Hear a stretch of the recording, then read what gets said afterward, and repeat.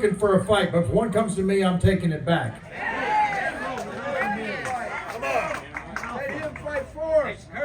He'll fight for us. That's right. Because we don't live in a spirit of fear.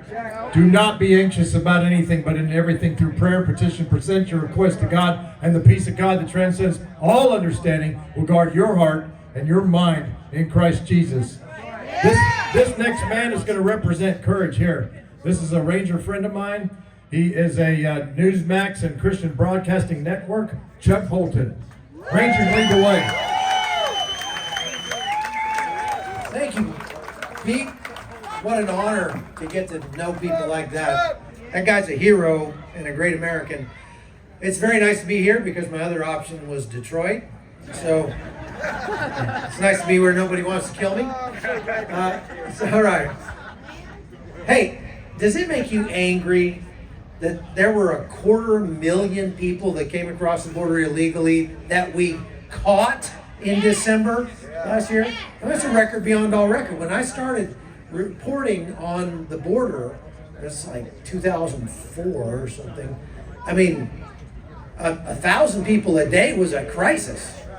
12,000 people a day last December. I mean, what is it? That's hard to even believe.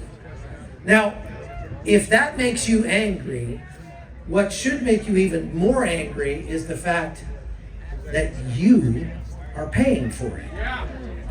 Now, there's 650,000 people in the pipeline right now on their way up from Ecuador, from Chile, from Peru, from Brazil. These are not Peruvians and Chileans, by and large, Brazilians. These are people from Somalia. These are people from Afghanistan. These are people from China. Iran. They're people from Cuba, from Venezuela. Now look, you know, I don't want you to fall prey to that idea that the only place on planet Earth where somebody could make a life is right here in the United States of America. Might be the best country on the planet, but it's not the only country on the planet, right? And the people, look, I have covered every single step of the pipeline from the southern border of here in Texas, all the way to Chile, all the way to Ecuador.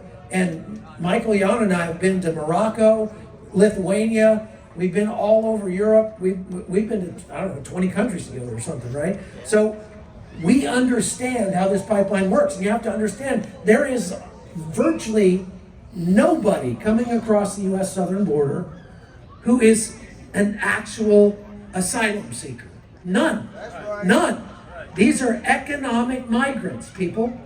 Why? How do I know that? Well, because if you left Venezuela, okay, look, I don't blame you. Venezuela sucks. When I was down on the border in Colombia, and I stepped into Venezuela about 50 feet, 3 guys tried to kidnap me. I had to fight my way out. Didn't go well for me or them. But everybody that was coming out of Venezuela kept saying, why doesn't President Trump come down, send the military down here to get rid of Maduro? And I said, why? Are there no men in Venezuela? I mean, you tell me that I should send my son to come bleed for your country when you're not willing to bleed for your country? I'm sorry. We have a word for that where I come from. It's called cowardice. So how about you turn around and go back into your country and overthrow your own dictator? Thank you very much. Now look, if they leave Venezuela, I don't blame them. And I know a lot of them who are making a living in Colombia just fine. But if they then go through the Darien Gap to Panama, Panama to Costa Rica, Costa Rica to Nicaragua, Nicaragua to Honduras, Honduras to Venezuela, Honduras to Guatemala, Guatemala to Mexico, all the way up to the United States, you telling me there's no place in there where they could have made a better living than Venezuela? Now let me tell you this story and I'll be done. I met 2 Cuban migrants, just as they were coming out of the Darien Gap. They were in bad shape. This is a few years ago. And I tracked them, I gave them my cell phone number, tracked them all the way up into the United States. They were 2 school teachers, and between the 2 of them in Cuba, they made $25 a month total. Okay?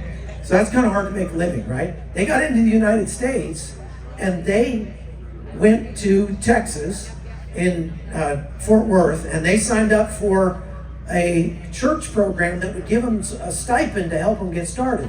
But they knew better than to go in as a married couple, so they went in as two single people and got twice as much money.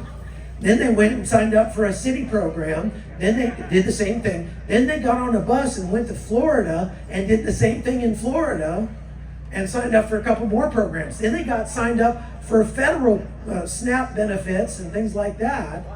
And within a couple of months, these people who came out of Cuba making 25 bucks a month were making $3,200 a month just in benefits before they went and got jobs under the table, which should have disqualified them for all of those programs. But they didn't tell anybody because they got jobs under the table.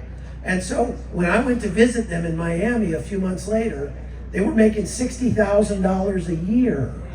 They had 2 cars, they had a nice apartment, the mom was pregnant, about to have an anchor baby.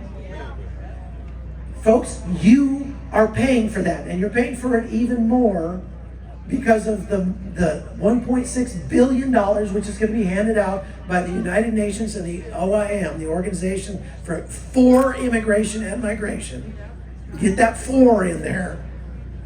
This year, $1.6 billion before they get to our shore. Do you think these destitute people have what it takes to travel to the United States? No. They're taking U.S. tax dollars and they are using those tax dollars for their travel funds to get them to the United States. Now, folks, if that won't make you go out and vote, I don't know what will. That's all I got to say about that. God bless you.